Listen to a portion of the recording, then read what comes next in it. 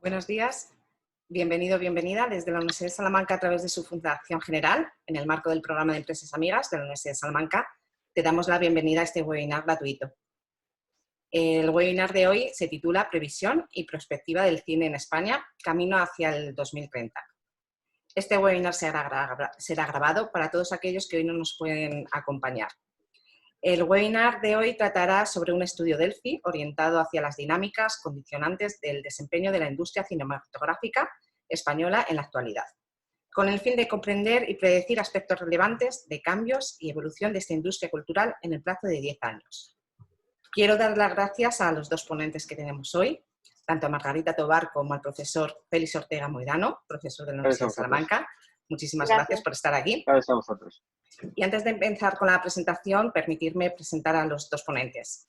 Margarita Tobar es comunicadora social con el máster de Comunicación Audiovisual, investigadora e innovación de la Universidad de Salamanca. Es ponente y parte del comité organizador del Congreso Internacional CINCOMA 2021, con experiencia en gestión de medios audiovisuales, digitales, creación de contenido audiovisual y ha colaborado en Radio Universidad y en el magazine audiovisual de SubPlus de la Universidad de Salamanca, de la Facultad de Ciencias Sociales. Hoy nos presentará su trabajo final del máster.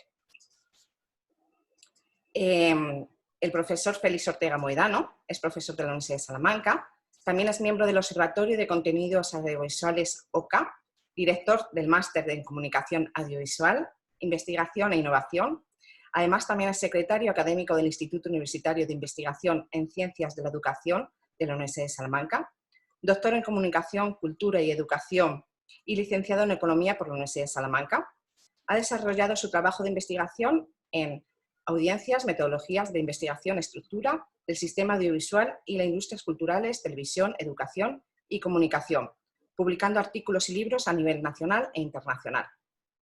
Luego, más adelante, os dejaré también los contactos de los dos ponentes para que, si queréis, podéis contactar. Aquellas personas que quieran hacer alguna pregunta a los ponentes pueden dejar sus preguntas a través del chat y así se las trasladamos. Gracias y os doy la palabra. Muchas gracias a la Fundación General de la Universidad de Salamanca por la invitación a este webinar que hacemos en directo y luego también será grabado. Gracias por la presentación. Un único matiz, ya no soy secretario desde hace algunos meses del Instituto Universitario de Ciencias de la Educación, bueno, porque no estaba actualizado el currículum, todo lo demás es cierto. Bueno, es para mí un orgullo y un honor estar en este espacio digital de la Universidad de Salamanca en la Fundación, con las empresas amigas en este programa, por así decirlo, porque es un programa en directo de alguna manera, no un seminario en directo, un webinar.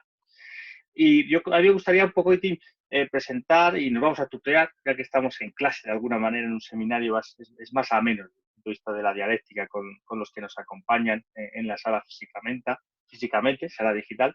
Bueno, entonces me gustaría presentar este estudio de previsión y prospectiva del cine en España y contextualizarlo. Nosotros en el máster en Comunicación, Investigación e Innovación de la Universidad de Salamanca, que tengo la suerte de dirigir, pues dentro de las distintas asignaturas enseñamos distintas metodologías y prácticas de investigación sobre la comunicación, hacia dónde va la industria, los sectores, sobre la recepción de la comunicación, en sentido extenso de la palabra.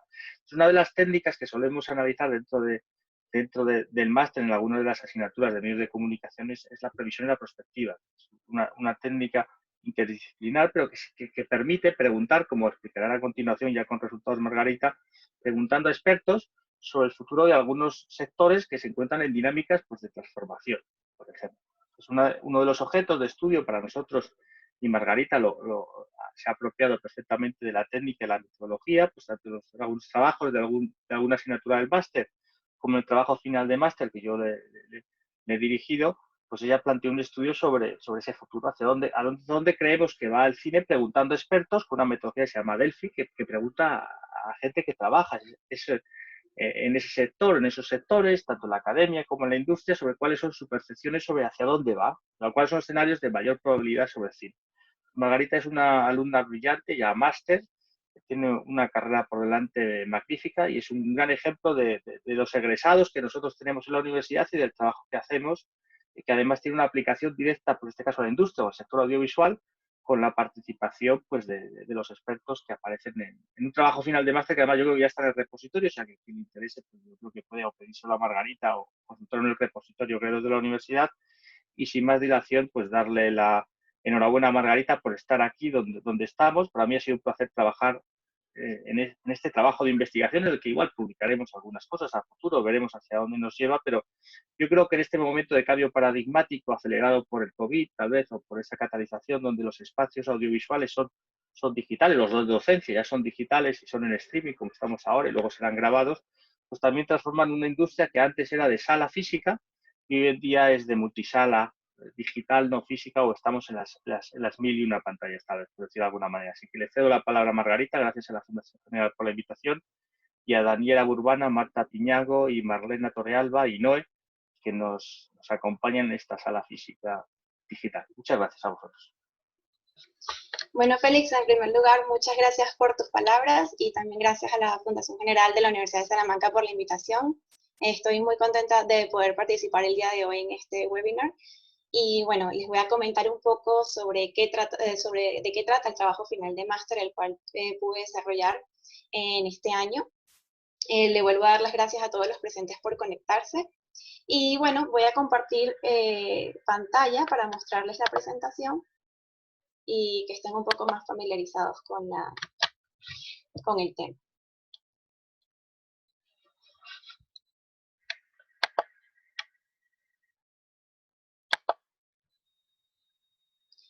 Bueno, ahora sí iniciando, este trabajo se llama Previsión y Perspectiva del Cine en España. Está orientado justamente hacia el futuro del cine en el año 2030. Este estudio surge ante la necesidad de comprender lo que sería la evolución y los problemas actuales del cine en España en un panorama de cambios a nivel tecnológico y digital, también por la aparición de nuevos hábitos de consumo y sobre todo ante la incertidumbre generada por la pandemia del COVID-19. Por tal motivo, nosotros abordamos primero lo que serían las variables del problema de estudio y luego les voy a comentar un poco de qué trata el método Delphi. Nosotros aplicamos herramientas teóricas y metodológicas, lo cual nos ayudó a consensuar un poco sobre lo que sería el futuro de esta industria cultural en el plazo de 10 años, ¿no? Entonces, bueno, vamos a iniciar.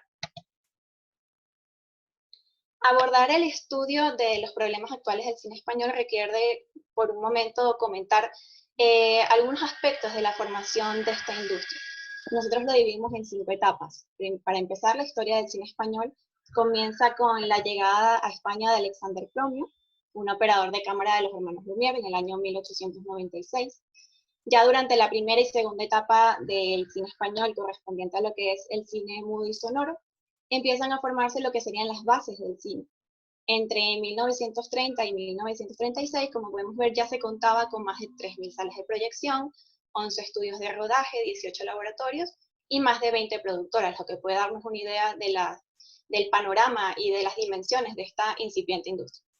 Sin embargo, ya para el año 1936, con la llegada de la Guerra Civil Española, se detiene momentáneamente la producción de películas, lo cual da paso al documental, la propaganda, la noticia, siendo una época muy definida por la censura. En la cuarta etapa, en 1967, surge una crisis significativa debido a una deuda del gobierno con los productores. Notamos un retroceso del cine español, comienza a observarse un descenso en las salas de cine, en los espectadores en salas, e incluso llega a cerrar más de 2.685 salas en 8 años.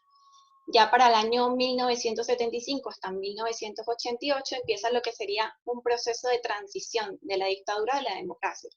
Y ya luego de la muerte de Franco culmina lo que sería este periodo de incertidumbre, empezando una etapa un poco más próspera comparable con la producción del cine europeo de la época. No obstante, como podemos ver en el siguiente cuadro, las cifras en cuanto a pantallas, películas y espectadores se ven profundamente afectadas, sobre todo en el año 1980 y 1990. En 1990 los espectadores disminuyen hasta un 79,14% en relación al año 1968. Y aunque esta cifra empieza a nivelarse ya en el año 2000, podemos ver que las cifras más recientes nunca vuelven a la normalidad. Por lo cual podemos deducir que los problemas del cine español son problemas viejos, que no son algo nuevo de hoy en día. Y bueno, ubicándonos ya en la actualidad, en el cine español confluyen un conjunto de condiciones caracterizadas por recortes en la subvención de los gobiernos, crisis financieras, cambios tecnológicos, aparición de nuevos hábitos de consumo y también cambios en la distribución física del producto. La revisión bibliográfica nos permitió conocer que el problema histórico más severo del cine español es el tamaño de su mercado, lo cual está muy asociado al tamaño de su población, es decir, tenemos un mercado bastante pequeño, y por consecuencia la existencia de un menor tamaño en cada una de sus ventanas de exhibición, lo que serían salas, televisión, formatos físicos.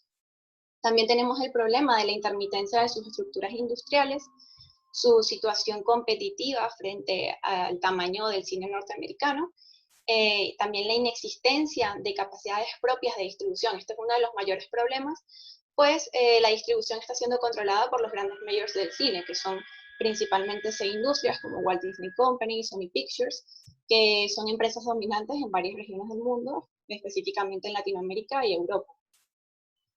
Ahora, autores ya como Monzoncillo y López afirman que dentro de los 3 principales eslabones del cine, que son producción, distribución y exhibición, nos encontramos con varios problemas. Entre ellos, en lo que es la producción, sus debilidades parecen vinculados a lo que es problemas entre pequeñas y grandes industrias cinematográficas, pero de modo esencial con la financiación. Un ejemplo de esto es que las televisoras españolas aportan el 5% de sus ganancias para producción de películas. También se utiliza lo que sería la subvención de los gobiernos y el dinero recaudado en producciones anteriores, pero estas, sin embargo, no tienen un éxito asegurado. Ya en lo que sería la distribución, las formas tradicionales están siendo muy superadas por la aparición del formato digital y la existencia del Internet.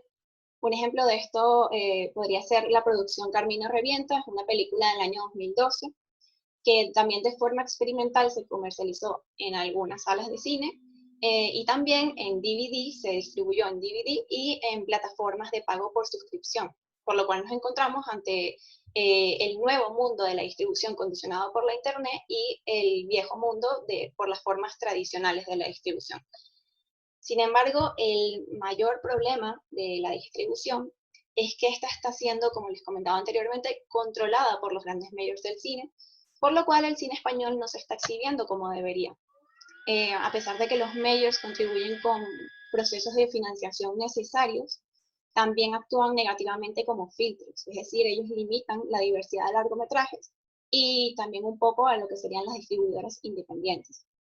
Finalmente ya nos encontramos con el eslabón de la exhibición, el cual está muy condicionado por lo que es la disminución de salas, el número de espectadores en salas y también la aparición de ofertas gratuitas en la red y las plataformas de streaming. Un dato interesante es que ya para la segunda década del siglo XXI se contabilizaba con la disminución neta de 387 salas de cine en territorio español. Y aunque esto pudiera estar condicionado por justamente las plataformas, el consumo que está haciendo ahora en las plataformas de Internet, es importante acotar que el 38,1% de la población española reside en un municipio donde no hay salas de cine en absoluto. También como factor adicional nos encontramos ya con lo que es la aparición de la pandemia del COVID-19. Como ya saben, en el año 2020 esto mermó muchísimas industrias, incluyendo la del cine. Y bueno, ha reforzado inevitablemente lo que es el consumo de contenido a través de plataformas de pago por suscripción y ha disminuido considerablemente la recaudación de las taquillas. Todas estas incógnitas generadas en base a los eslabones del cine, junto con la sostenibilidad y el futuro de la industria, es lo que nosotros abordamos a través del método Delphi, el cual explicaré un poco a continuación. Bueno, el método Delphi nació en los inicios de los años 50 en el Centro de Investigación Rand Corporation. Sus autores son Olaf Helmer y Theodore Gordon. Ellos básicamente lo crearon para predecir las consecuencias de una posible catástrofe nuclear y posteriormente ya empezaron a utilizarlo para prever tendencias en torno a temas sociales. Muchas empresas utilizan este método también para elaborar lo que es planes estratégicos a mediano y largo plazo, y sobre todo reducir la incertidumbre relacionada a factores externos a la empresa. Este método está definido como un método estructurado de la comunicación que consiste en la selección de un grupo de expertos a los cuales se les pregunta su opinión sobre cuestiones referidas a acontecimientos del futuro. Bueno, estas opiniones se obtienen a través de la elaboración de una encuesta, cuya herramienta es el cuestionario. Y bueno, esta encuesta se comparte en sucesivas rondas o sucesivas veces con el fin de lograr una estabilidad y el máximo consenso en la respuesta de los expertos. También estas interrogantes están muy ligadas a la formulación de hipótesis o acontecimientos que estén relacionados al tema de estudio del investigador. Bueno, el método Delphi también tiene 4 características fundamentales para poder llamarse así. La primera es el anonimato, muy importante para promover la independencia de juicio y evitar la influencia de personas prestigiosas que estén participando en el Delphi. También la retroalimentación controlada por el investigador, es decir, el investigador tiene la responsabilidad de proporcionar a los datos, a los expertos los datos obtenidos durante una y otra ronda, es decir, sus respuestas individuales y la media grupal de respuestas para que los expertos puedan familiarizarse con los resultados generales. También tenemos la interactividad, que es para repetir el procedimiento las veces que sea necesario y eliminar los datos que son irrelevantes. Y por último, la obtención de una respuesta estadística del grupo que le permita verificar al investigador los resultados a través de números, numéricamente, y por lo tanto poder generar conclusiones. Bueno, la palabra consenso es un elemento central dentro del método Delphi, y aunque no existe un único referente para alcanzarlo, nosotros nos guiamos un poco más por la definición de Landaeta, el cual afirma que el consenso se obtiene cuando las opiniones de los expertos alcanzan un grado aceptable de proximidad. Y esto se puede calcular a través del rango intercuartílico reducido, que también es sumamente importante para saber cuándo detener el Delphi, es decir, cuando ya no es necesario continuar con las rondas de preguntas. Bueno, les voy a comentar un poco cuáles fueron los objetivos y la hipótesis que nosotros planteamos en la investigación. Como el objetivo general, era construir una perspectiva sobre posibles cambios y factores de consumo, producción, distribución y exhibición, y también la parte de sostenibilidad del cine español para el año 2030. En cuanto a los objetivos específicos, queríamos aproximarnos al conocimiento de la evolución de la exhibición en salas, sobre los nuevos hábitos de consumo a través de ofertas digitales, la internet y la televisión a la carta. También conocer aspectos generables sobre cambios en los 3 principales eslabones de cine, los cuales son producción, distribución y exhibición. También queríamos conocer si la industria del cine español podrá mantener ciertas posiciones competitivas en relación a la industria cinematográfica internacional. Y por último, conocer también sobre la persistencia y sostenibilidad de la industria cinematográfica española en los próximos 10 años. Nosotros también hicimos, en base a la formulación de los objetivos, una hipótesis, como pueden ver, bastante general y de forma prospectiva, la cual, en pocas palabras, afirma que el sector de la industria cinematográfica en España, durante los próximos años, va a estar caracterizada por la aparición de nuevos hábitos de consumo, recortes en la subvención de los gobiernos, posibles crisis financieras o pandemias, también una merma del número de los espectadores en salas de cine y una fuerte demanda de películas en plataformas de streaming. Y también esta industria, en busca de estrategias competitivas, ampliará y diversificará contenidos propios, utilizando a su vez diferentes formas de promoción. Bueno, esta hipótesis se aplicó directamente en la parte ya metodológica del Delphi, la cual les voy a explicar brevemente cómo fue el procedimiento, de que nosotros lo dividimos en 5 etapas. La primera etapa fue la elección de los expertos. Aunque no existe un criterio único para definir el número de expertos, el panel generalmente suele estar formado por entre 10 y 30 expertos para que los resultados sean fiables. Nosotros definimos una lista de 50 y finalmente obtuvimos el contacto de 30 de ellos a través de la red. El perfil de estos expertos abarca investigadores, por ejemplo, autores de diversas universidades, Universidad de Málaga, Universidad de Barcelona, también miembros del Sindicato de Guionistas de España y de la Asociación Española de Directoras y Directores, entre otros lugares que estuvieran asociados con la industria cinematográfica.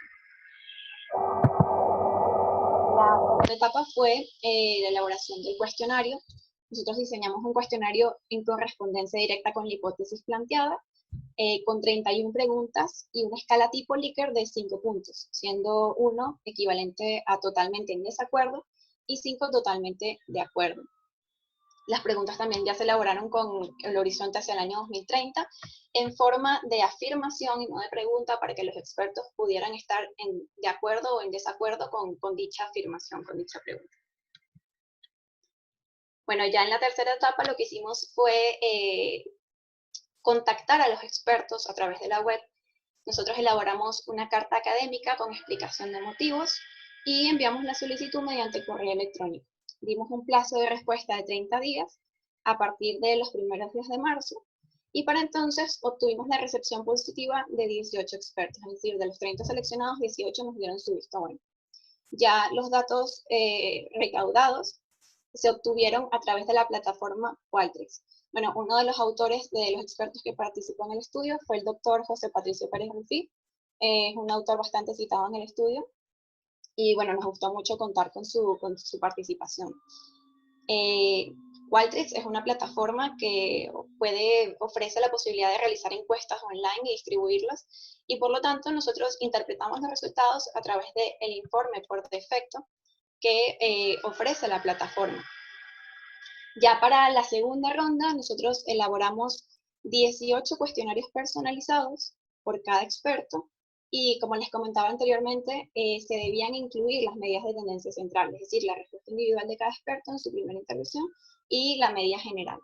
También nosotros colocamos una pequeña entrada de texto para que los expertos pudieran justificar su selección en cambio de que la respuesta cambiara en torno a la intervención, a la primera intervención. Bueno, de los 18 expertos seleccionados obtuvimos la colaboración de 13 de ellos y por lo tanto las respuestas de los 5 expertos restantes fueron tomadas del Delphi 1 considerando que no hubo cambio en las opiniones.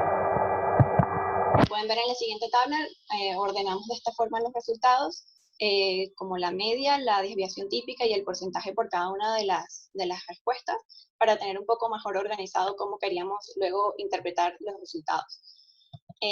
Luego lo que hicimos en torno al consenso fue definir una cifra según la desviación típica de las respuestas, de modo que diferenciamos 3 grupos: alto consenso, consenso medio y no consenso.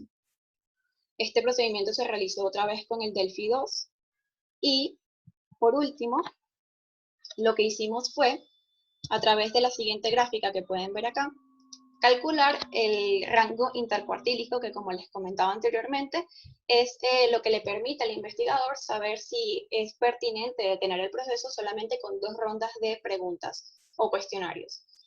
Por lo tanto, nosotros utilizamos una fórmula estadística en particular, definimos una cifra no mayor a 0.5 como parámetro de medición, y a partir de la siguiente gráfica pueden ver que solamente 3 ítems superan el rango de 0,20, que fue la cifra definida, por lo tanto, efectivamente se produjo una estabilidad y no fue necesario realizar una tercera ronda de preguntas. Y ya para finalizar todo lo que fue el proceso de resultados, lo que hicimos fue comparar a través de 2 gráficas los resultados donde hubo mayor variación y también comentarios pertinentes por parte de los expertos, ya que ellos también podían ofrecer su opinión y comentar aquello que les pareciera relevante. Ya con esto nosotros pudimos redactar unas conclusiones en base al Delphi. Y bueno, las conclusiones que obtuvimos fue, en principio, que gracias a la revisión de la historia del cine español y una reflexión final sobre la problemática tratada, nos permitió afirmar que los problemas esenciales del cine español son efectivamente su dependencia de los sistemas de distribución ajenos, la existencia de muchos productores débiles y la persistencia también de una filmografía de limitado alcance en términos de mercados y audiencias. La producción española sigue todavía muy vinculada a lo que es la figura del director y a la figura de un proyecto en específico, por lo cual todavía no cuenta con una estructura empresarial lo suficientemente amplia como para llamarse empresa. Los datos recolectados a través del Delphi también nos permitieron cumplir satisfactoriamente con los objetivos de la investigación y confirmar la hipótesis, que es una de las cuestiones más importantes, y gracias al consenso de los expertos, determinamos que la producción en particular no se verá relativamente afectada, a pesar de los intermitentes problemas de financiamiento que pueda tener en el plazo de 10 años. También podría aumentar el control de los productores sobre las ventanas de distribución sin que esto modifique el control ejercido por los majors. También podrían surgir nuevos acuerdos entre distribuidores y asociaciones para estrenar películas de forma mixta, es decir, de la forma tradicional o a través de la red, como se viene haciendo ahora a raíz de la pandemia. Y bueno, en lo que respecta a las consecuencias que sufrirá la exhibición, sí sufrirá un importante descenso de espectadores en salas debido a la consolidación del formato digital, la televisión a la carta, las plataformas de streaming, es decir, soportes como Netflix, Amazon Prime, HBO y Disney Plus, seguirán creciendo en un espacio sumamente competitivo donde la revolución tecnológica y digital jugarán un papel fundamental. Sin embargo, una de las mayores preguntas que le hicimos a los expertos fue si las salas de cine estaban destinadas a desaparecer. Y la respuesta es que no. Todos estos factores no significa que las salas de cine desaparecerán. En realidad, las variables relacionadas con la red no ponen en riesgo la estabilidad financiera del cine español, simplemente producen una pérdida paulatina del atractivo en salas. Y bueno, debido a esto surgirán nuevos modelos de exhibición, también el rescate y mejores de salas en vista de hacerlas más atractivas, seguramente se compartirán nuevos espacios de entretenimiento, y por lo tanto se conviene muchísimo que la industria cinematográfica española invierta en lo que sería la promoción publicitaria para incentivar al público el disfrute de la gran pantalla, lo que sería a través de promociones, descuentos y el recordatorio de la experiencia familiar que brinda el cine. También, aunque el surgimiento de la pandemia del COVID podría considerarse un elemento muy relevante dentro de la merma de los espectadores, se espera que este factor no tenga un impacto contundente a largo plazo. Sin embargo, según el consenso de los expertos, la persistencia de la pandemia sí condicionaría las expectativas de desarrollo del cine español y ya se desconoce con cuánta intensidad mermaría su capacidad. Por último, una de las apreciaciones más importantes que obtuvimos es que si bien podrían diversificarse productos culturales en vista de satisfacer nuevas demandas masivas, se espera que la cinematografía española no sacrifique su identidad, sea sostenible en el tiempo y logre mantener modestas posiciones competitivas respecto al mercado global y el mercado internacional global en los próximos 10 años. Bueno, ya para finalizar, nosotros hicimos también algunas recomendaciones y líneas de investigación futuras que podrían abordarse. Y sobre todo, en atención a la información precedente, se recomendaría lo que sería propiciar la formulación de políticas públicas que puedan fortalecer la existencia de industrias fuertes. Y esto podría hacerse también realizándose estudios comparativos que evalúen las dinámicas entre productoras nacionales y extranjeras, es decir, identificar lo que son fortalezas y fallos entre ambas industrias. También políticas que puedan fomentar la diversidad cultural y comercial del cine. Y también un aspecto muy importante es impulsar el desarrollo de industrias relacionadas con la producción de hardware, de software, con el fin de fortalecer la industria a nivel tecnológico, pues está sumamente claro que el futuro del cine estará fuertemente condicionado por lo que es el surgimiento de nuevas tecnologías que atienden a las preferencias y demandas del público, que ya evidentemente no se conforma con los medios tradicionales. Y bueno, por ahora eso fue todo nuestro trabajo. Espero que les haya gustado y le doy la palabra a Félix y Aranza. Muchas gracias. Muy bien, muchas gracias, Margarita. Vamos a aprovechar para aplaudirte por la presentación. Bueno, como han visto ustedes, como habéis visto, bueno, pues aquí aparece sintetizado un poco los resultados del trabajo. ¿Veis algunas de las cuestiones también interesantes que ha marcado Margarita? Yo creo que ahora vamos a dar también la opción a la gente que está en la sala en tiempo real a hacer alguna pregunta. Visto que evidentemente hay una evolución en los hábitos de uso y consumo que se estaba dando dentro de la audiencia globalmente y en el contexto occidental. En este estudio se ha analizado el caso un poco español y del cine español dentro del mercado español, pero sí es cierto que hay un cambio de paradigma que viene ya desde hace muchos años en lo relativo a este mercado del consumo de productos audiovisuales en español, que se está viendo transformado y está evolucionando mucho, no solamente por la pandemia, sino por los dispositivos móviles, por el streaming, por las las plataformas de streaming, las obras de top, y por la evolución también que la televisión o los medios tradicionales pues están teniendo hacia su acción o su actividad con el cine.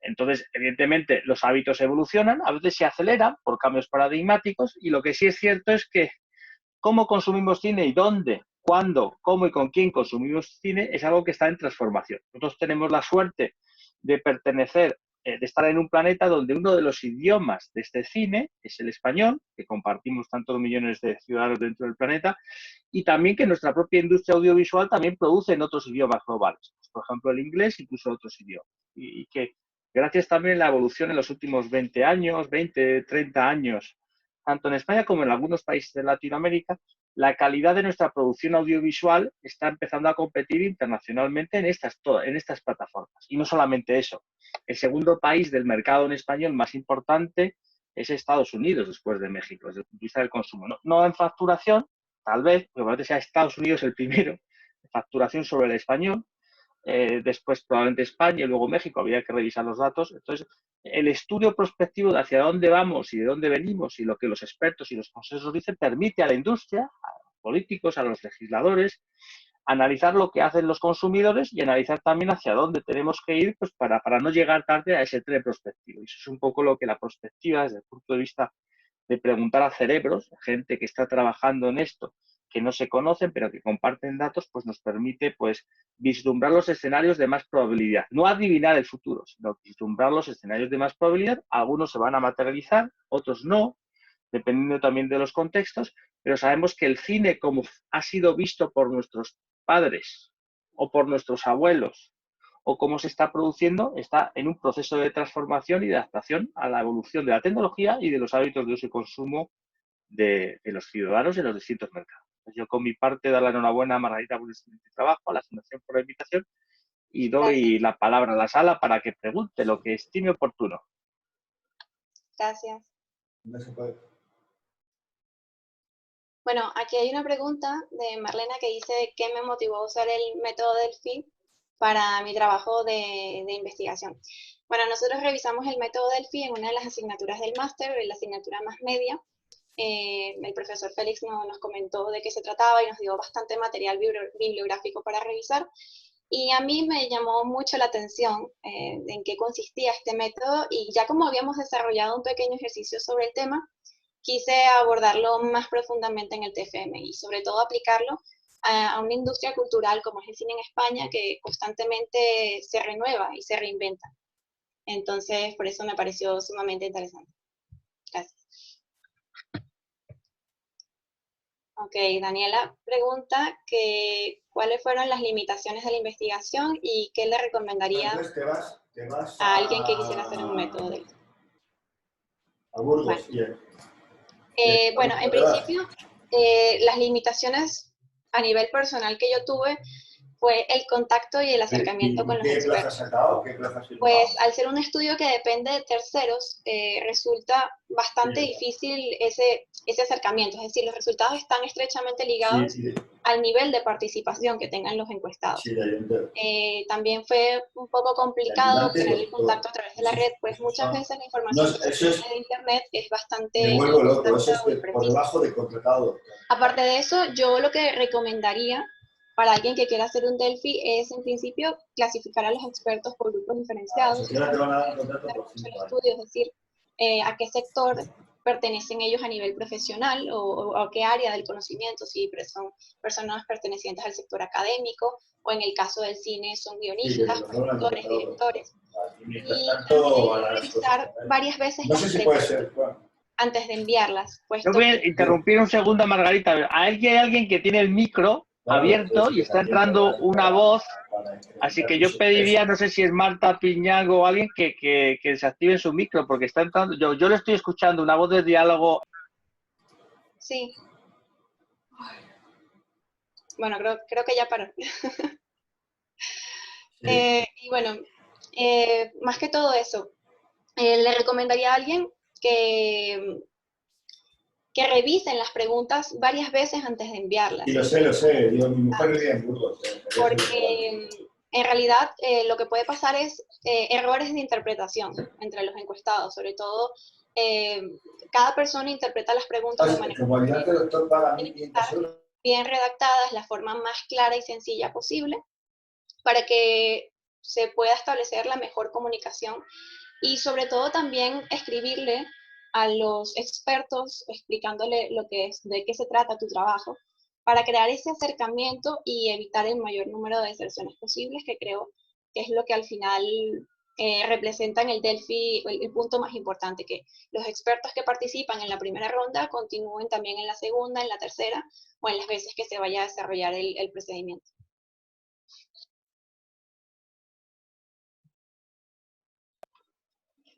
Muy bien, pues no sé si tenemos alguna pregunta más.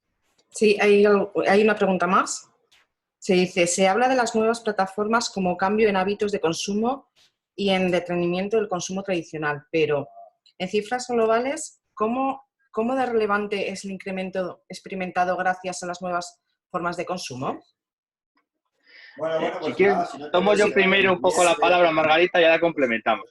Vamos a ver, yo no tengo ahora datos encima de la mesa, pero sí es cierto que hemos trabajado lo que son los datos brutos cuantitativos de la evolución de la dimensión de lo que es la facturación de los distintos sectores. Yo siempre he oído recomendaciones en los estudios internacionales que existen dentro de las asociaciones, en este caso la filmografía, o incluso algunas bases de datos estadísticas como Statista, que la Universidad de Salamanca tiene licencia con ellos, que nos muestran evoluciones sobre facturación del cine en Estados Unidos y en algunos otros mercados. Entonces, lo que sí sabemos es que, así lo comento en clases de audiencias y en clases del máster, sabemos que vivimos probablemente el mejor momento de la industria del entretenimiento audiovisual que ha existido nunca en el planeta. Todos hoy en el día tenemos pantallas a nuestra disposición, en la mano, y múltiples pantallas.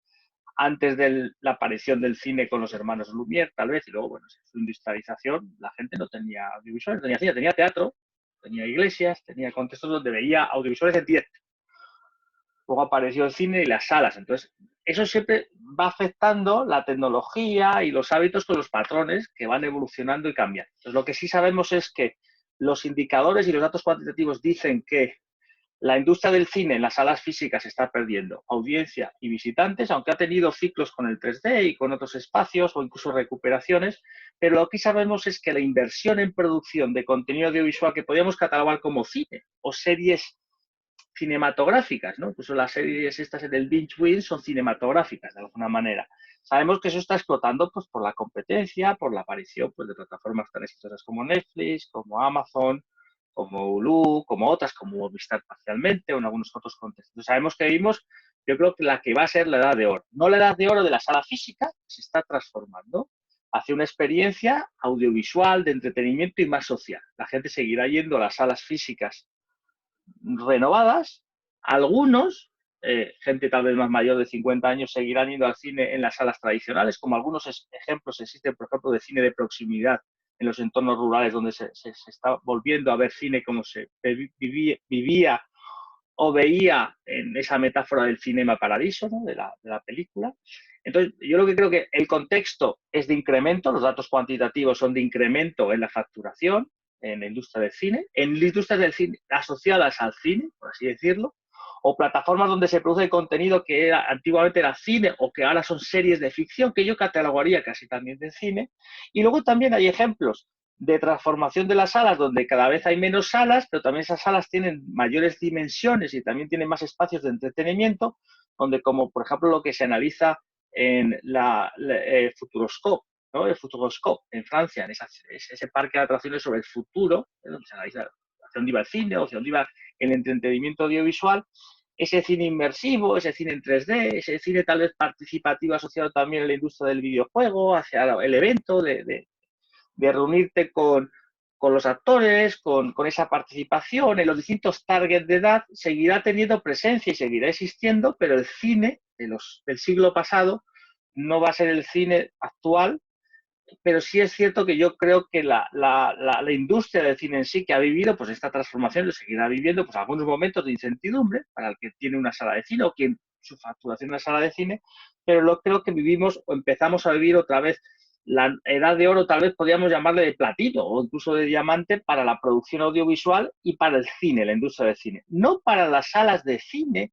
físicas tradicionales que tal vez hemos conocido del siglo pasado, que esas se están adaptando, están evolucionando, muchas cerrando, muchas adaptándose a espacios de mayor experiencia y experiencial, donde los hábitos de uso y consumo del espectador, del usuario, que antes solo tal vez tenía la opción de ir a la sala de cine a ver ese gran estreno, pues ahora pues compite con las múltiples pantallas que tiene en su mano, en su hogar o en otro dispositivo para satisfacer sus necesidades de entretenimiento, en este caso audiovisuales, asignando su tiempo y sus recursos monetarios en aquellas pantallas y espacios donde cree que satisface más sus demandas, sus necesidades, ¿no? Margarita.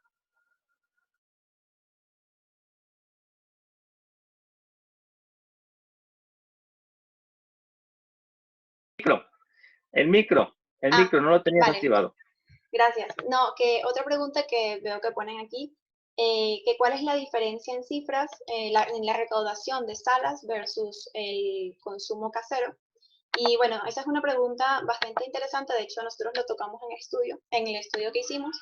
Y efectivamente el precio es distinto. Los precios de los estrenos aumentan prácticamente el doble si se consume a través de las plataformas de streaming. Es decir, el ingreso para los estudios aumenta casi de un 65 a un 80% si se consume a través de estas plataformas, porque aunque ellos tienen una tarifa plana mensual, cuando tú quieres comprar una película, por ejemplo, como es el caso de Disney, que estrenaron Mulan directamente en la plataforma Disney Plus, ya tienes que pagar un precio que es el doble de la entrada que sería en sala física. Y por lo tanto, bueno, es una forma de que la persona pueda disfrutar directamente del cine, de la inmediatez del cine en su hogar, pero es un poco incierto si la receptividad de las audiencias por esta nueva y también más costosa modalidad se mantendría al finalizar o mermar la pandemia del COVID-19, que en realidad esto fue lo que generó que los estrenos tanto del cine también se estrenaran en plataformas de streaming simultáneamente. Sin embargo, es sumamente valioso que a través de los datos digitales puedan obtenerse estadísticas también basadas en gustos y preferencias de las audiencias, como un factor fundamental para orientar lo que sería la producción y financiación de nuevas ideas audiovisuales. Otro tema sumamente interesante es la realidad virtual, el auge que está teniendo la realidad virtual y aumentada, que está haciendo también tendencia en el ámbito cinematográfico. Ya las plataformas no están evolucionando, como decía Félix, están incluyendo contenidos novedosos e interactivos para darles a las audiencias una participación mucho más personal y activa de la que podrían tener en salas de cine. Por ejemplo, hay un film experimental que salió en Netflix que se llama Bandersnatch, donde el espectador puede elegir entre múltiples finales de una película. O sea, ya no se conforma solamente con un final, sino que el espectador tiene el poder de elegir, creo que eran entre 4 o 5 finales posibles. Entonces, bueno, estos indicadores ya evidencian la evolución constante en la que está envuelta la industria cinematográfica y hacen referencia más o menos a dónde iríamos para un futuro, en este caso ya el horizonte 2030. Luego tenemos aquí otras preguntas. Yo acoto dos. Una dice, ¿cómo de relevante es el incremento experimentado gracias a las nuevas formas de consumo? Y luego dice, diferencia entre recaudación de salas versus el consumo casero. Claro, nosotros si analizamos, como comentaba con Margarita, claro, no podemos analizar con datos que sean COVID, porque el COVID al final o la pandemia es un disruptor, ¿no? Es un disruptor que sí es cierto que le ha dotado de una gran oportunidad a las plataformas de streaming o de pago por visión, en sentido extenso de la palabra, porque la gente pues, ya no podía ir a las salas físicas de cine o no tenía ocio, y un sustituto, no diría perfecto, pues ha sido el consumo audiovisual en pantallas. Eso lo sabemos. Entonces, con los datos pre-COVID, si cogemos datos pre-COVID, sabemos que la recaudación en las salas se había mantenido, incluso había aumentado en los últimos años, pues con los nuevos formatos, menos salas, pero había globalmente. Y había que analizar mercados, porque claro, no es lo mismo el mercado indio, de la India, que el mercado norteamericano, ¿no? Pero globalmente, más población en el mundo, más gente. Entonces, el cine, per se, antes del COVID, en salas físicas, creo no equivocarme, en el agregado global, estaba facturando más y recuperándose y ganando más dinero. Había algunos mercados, evidentemente, los occidentales, España, Estados Unidos, donde la sala física, en su modelo, pero estaba perdiendo facturación. O sea, facturación o tal vez ingresos per cápita. Y sobre todo donde los jóvenes ya estaban dejando de ir al cine. Entonces, ahí sí se detectaba esa evolución. Si cogemos datos COVID, pues hay una mayor perturbación, ¿no? Entonces, es cierto que la industria siempre quiere que las salas físicas sigan funcionando porque ahí tiene unos ingresos muy interesantes. Pero yo creo que la facturación en las salas físicas va a ir parcialmente independientemente de la facturación en lo que es el consumo casero. O sea, el consumo casero se está incrementando y cada vez la gente en los mercados, al menos occidentales, quiere pagar más por visión. Está dispuesto además a pagar, incluso en España, incluso en el mercado latinoamericano. La segunda pregunta que había un poco sobre, esta es muy interesante y la cojo yo y ahora le paso también a Margarita Pará, es un poco al final, dice, ¿despierta el cine español el mismo interés gracias al idioma o es una cuestión de formatos? Yo creo que es una cuestión de formatos más que de idioma, pero también de idioma. O sea, quiero decir, que nuestro idioma sea uno de los 3, 4 idiomas globales del planeta y sea uno de los 3, 4 idiomas globales del consumo audiovisual, ayuda, evidentemente. Además, es un idioma bonito, verbalmente bonito, donde se inventó, donde se escribió en su gramática, pero también, evidentemente, que sea un idioma que también se aprende dentro del planeta. Y eso hace también que sonoramente sea bueno. Pero lo más importante es la producción audiovisual en español que en el planeta se está haciendo en distintos mercados por la calidad de sus actores, de la industria, de los guiones, de la facturación. O sea, no, el consumidor no consume un producto audiovisual porque está en un idioma. En algunas circunstancias sí. El inglés tiene un mayor patrón, porque los ingleses de Estados Unidos, por ejemplo, muchos de ellos ya no, porque acabarán siendo un país bilingüe en español, pues consumen solamente en inglés tradicionalmente. Pero es la factura audiovisual, la calidad de esa factura audiovisual y la conexión con los usos, con las experiencias, con los deseos de la audiencia, lo que al final acaba funcionando. Por eso una serie latinoamericana en Rusia tiene muchísimo éxito, o las series turcas en Netflix están teniendo mucho, o cualquiera. O sea, es más la factura que la cuestión idiomática. La gente no consume un producto audiovisual, grosso modo, pues el idioma en el que está. Son más los formatos y la factura. Y lo que sí es cierto es que nosotros, siendo una cultura, los latinos, muy creativa, muy audiovisual, ahora mejor formada que hace 30 años, cada vez podemos competir más y por eso Netflix tiene una de las grandes sedes de producción del español en Madrid desde hace algunos años y por eso probablemente el español y la producción de cine, de televisión, o sea, de formatos para pantallas, hablemos ya, formatos para pantallas en español, vive una edad de oro, diamante, platino y si lo hacemos bien, seguirá incrementándose. Y la gran industria norteamericana acabará, porque ya lo es, será siendo una industria que produce contenido audiovisual, que ya sucedió pues con la industria de la música primero, ¿no? En TV Awards en español, y que también será una industria audiovisual la estadounidense, también la latina, pues tal vez en España, en América Latina, que será bilingüe, donde Hollywood y todo su armazón de producción y de cadena de valor, pues también producirá en formatos bilingües que han intentado parcialmente, pero lo harán más cuando el público en esas plataformas consuma productos audiovisuales con facturas audiovisuales de la calidad que la industria española y la industria latinoamericana en algunos de los mercados está ofreciendo al mundo para el consumo en salas físicas, pero principalmente en ese futuro que es el consumo en las salas digitales que tenemos en los dispositivos móviles y las pantallas inteligentes. No sé.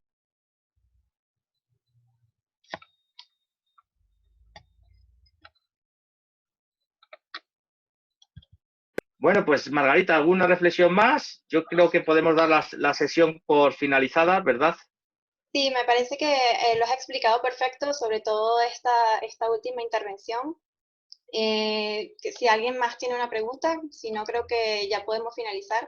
Y bueno, nuevamente dar muchas gracias a la Fundación General de la Universidad de Salamanca, Empresas Amigas, a usted, doctor Félix Ortega, por participar el día de hoy, por el apoyo brindado también con respecto a todo el proceso que fue este trabajo final de máster, que creo que al final fue muy enriquecedor, no solamente a nivel académico, sino también a nivel personal y cultural para luego poder ampliar lo que sería nuestra cultura de la parte cinematográfica aquí en España, y más para mí que no soy española, sino que soy venezolana.